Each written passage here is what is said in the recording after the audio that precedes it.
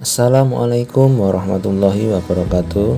Ketemu lagi bersama saya Muhammad Firsada Imanullah, peserta Latsar CPNS 2021 Angkatan 26 Kelompok 3 BPSDM Regional Yogyakarta. Pada kesempatan kali ini kita akan membahas tentang analisis kasus anti korupsi, dan kemudian kita akan menganalisa bersama tentang penyebab, dampak yang ditimbulkan, dan solusi yang bisa kita berikan terhadap kasus tersebut. Untuk itu, mari kita simak videonya. Saudara, Polda Jawa Barat menangkap 6 orang pejabat Kabupaten Tasikmalaya. Salah satu diantaranya sekretaris daerah dan 3 orang pengusaha terkait dengan kasus korupsi dana bantuan sosial atau bansos dengan total kerugian negara mencapai 3 miliar rupiah. Ke-6 orang aparatur sipil negara yang ditangkap oleh personil Direktorat Reserse Kriminal Khusus Polda Jawa Barat, yakni Sekretaris Daerah Kabupaten Tasikmalaya berinisial AK, Kepala Bagian Kesra Setda MJ, Sekretaris DPKAD AR, Inspektorat DS, dan 2 orang anggota staf. Sedangkan 3 tersangka lainnya berasal dari kalangan wira swasta dan modusnya dana bantuan sosial Kabupaten Tasikmalaya tahun anggaran 2017 sebesar 3,9 miliar rupiah dihibahkan kepada 21 yayasan atau lembaga kemasyarakatan. Namun nyatanya masing-masing hanya dicairkan 10%. 90% dana bansos kemudian dibagi di antara ke-6 orang ASN dan 3 orang pengusaha. Selain menahan para tersangka, polisi juga menyita uang sisa korupsi sebesar 1,4 miliar rupiah, sebidang tanah, dan 3 unit kendaraan bermotor.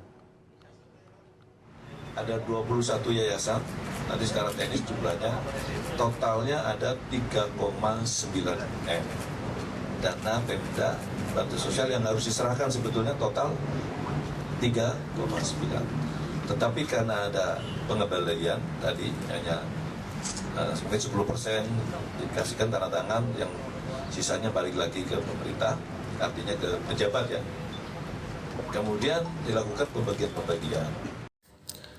Dari video tersebut kita bisa melihat terjadi kasus pelanggaran tindak pidana korupsi yang dilakukan oleh 6 ASN dan 3 pengusaha yang menyelewengkan dana bansos Kabupaten Tasikmalaya yang seharusnya diberikan ke 21 yayasan atau lembaga kemasyarakatan hanya dialokasikan sebesar 10% saja, dan sisanya 90% masuk ke kantong pribadi.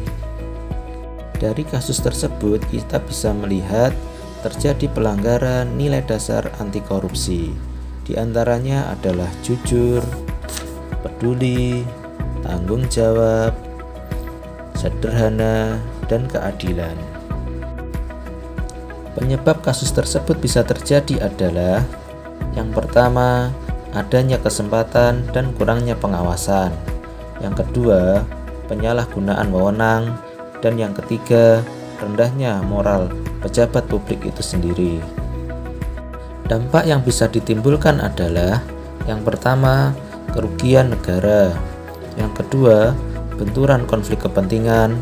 Yang ketiga, kurangnya kepercayaan masyarakat terhadap pejabat publik. Dan yang keempat, merugikan pihak lain. Solusi yang bisa kita berikan adalah: yang pertama, melakukan pengawasan terhadap kinerja ASN. Yang kedua, memberikan hukuman kepada pelaku tindak pidana korupsi sesuai dengan peraturan perundang-undangan yang berlaku. Dan yang ketiga, perlu adanya penguatan nilai-nilai dasar anti korupsi. Demikianlah paparan tentang analisis kasus anti korupsi yang bisa saya sampaikan. Terima kasih atas perhatiannya. Wassalamualaikum warahmatullahi wabarakatuh.